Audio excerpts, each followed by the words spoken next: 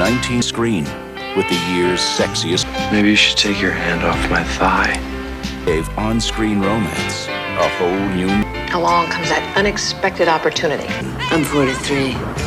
I'm 27. to heat up the 90s into chaos.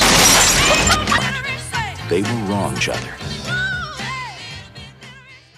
The film begins with a group of friends gathering together to celebrate the engagement of one of them. After getting hamburgers for his friends, 27-year-old Max Barron realizes that the burger shop had sold him 6 empty cartons. His friends urge him to let it go, saying that they should enjoy the party, but Max adamantly goes to the burger shop, White Palace, and demands a refund. He finds a 43-year-old waitress who seems tired of her job and has had her fair share of complainers. The woman, Nora Baker, asks him to wait in line, but when he threatens to cause a scene, she relents and gives him the refund while graciously mocking him. Max returns to the party, happy amidst his friends' jeers calling him the honest guy. One man decides to project some pictures, but he ends up putting on Max's deceased wife Janie's picture from when she was younger. The man tries to put on another picture, but the projector is broken, forcing Max to wallow in his loss. This incident upsets him, and he leaves, opting for the nearest bar.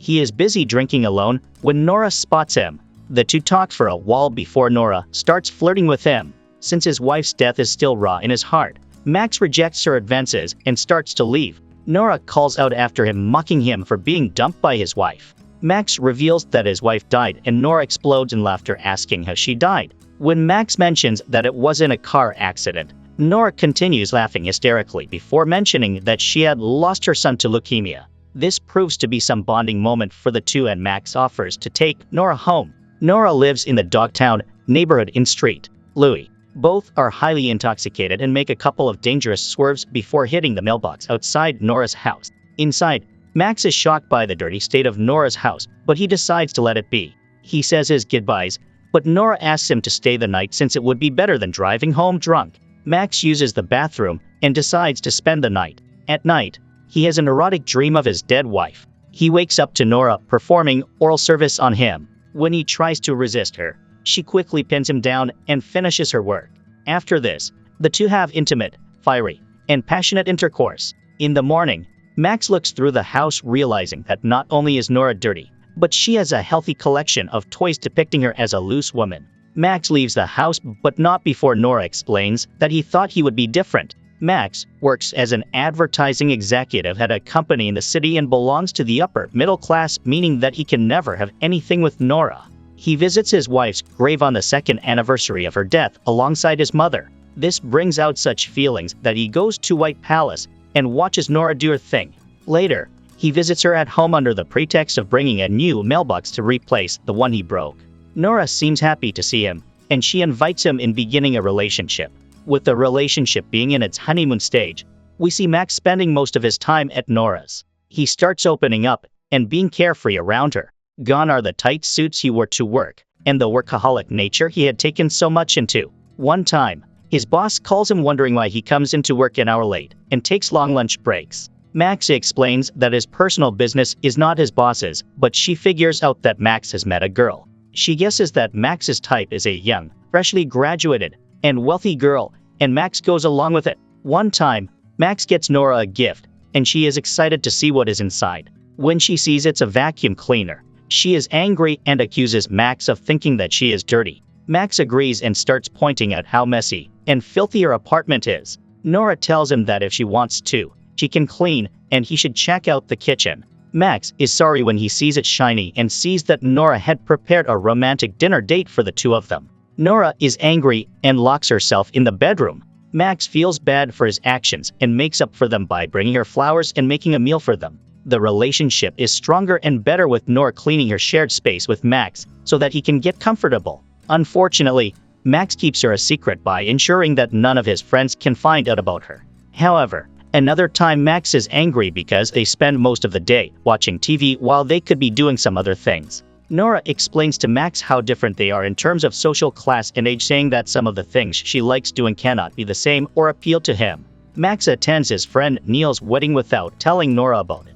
When he goes to see her, he finds her seated on the balcony with the electricity off because she did not pay her bills. Nora confronts Max about the wedding since she had found out about it after calling his home phone. She accuses him of being embarrassed by her, but Max manages to convince her that he cares about her. He confesses that he wants her more than he did Janie, and Nora makes him promise to never lie to her again. Max is asleep at Nora's apartment when Judy comes in. She introduces herself as Nora's sister and takes some interest in Max. She is a palm reader, and she detects that Max's wife has crashed and broken her neck. Nora tells Mark that their parents abandoned them when they were young and that she left Nora at a young age to fend for herself. That evening, the two sisters reconnect, and before Judy departs, she reveals that Nora's son had drowned and she had seen it earlier on. That is why she deserted her sister. Max takes Nora grocery shopping and leaves her at the counter to grab something from the shelves. He runs into Rachel, Neil's wife, and she extends an invite to him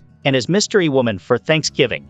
He spends some time chatting up with her, causing Nora to freak out when the bill is summed up. He returns to her and they go to his apartment. When Nora inquires about Rachel, Max lies and says that she is some woman whose name he cannot remember. Nora notices that he places a newspaper covering his answering machine, and she inquires about it. Nora learns of the Thanksgiving party, and Max decides to take her to the party as a couple. This news seems to surprise his mother and his friends, but they are polite enough to let it slide. One friend of Max goes with Nora to the bathroom and lets out a gasp when she learns that Nora is a waitress. Nora feels attacked and she criticizes the woman's sexual antics. This remark makes the woman angry and she lashes out, saying that just because she thinks she has had it rough doesn't mean that she can attack her bedroom matters, and there is more than meets the eye. At the meal, Nora gets offended when Neil's father starts speaking about politics and expressing a very strong opinion on how elections affect him. Nora states that whoever is in charge will not affect him in any way, taking offense, and she leaves. Max and his mother followed suit. Max tries talking with Nora, but she is adamant, believing that she cannot be the woman for Max, as their differences are too vast. Max brings up the issue of Nora's son, and she shuts it down, saying that it is none of his business. She accuses him of breaking his promise and lying about Rachel. She kicks Max out of her house. After a while, Max mulls over the breakup and has trouble concentrating at work. He goes to Nora's apartment, but finds it empty. Nora has left a note explaining that she moved away, and Max should not bother looking for him. Max visits the White Palace Hotel and learns that Nora had quit. Max is devastated, but he decides to move on with his life. He meets his friends for brunch, and they introduce him to a woman who is in photography. However, he realizes that his friends are all stuck up and obsessed with their perfect lives, and he feels that he is something good and he would be a fool if he does not chase after it. Max travels to New York and visits Judy. Judy is hesitant about speaking with him, but she helps him get an address to the new restaurant Nora is working at. Max finds Nora, but she is angry and does not want to lose her job. Max admits his fault, saying that he has been an idiot all along. He says that he does not want a younger perfect woman, as he already had Janie. His words move Nora, and she tearfully forgives him as the patrons look on. The film ends as Max clears the table and lays Nora on it, kissing her passionately while everyone in the restaurant applauds cheerfully. And the movie ends here. I hope you enjoyed the video. Thank you for watching.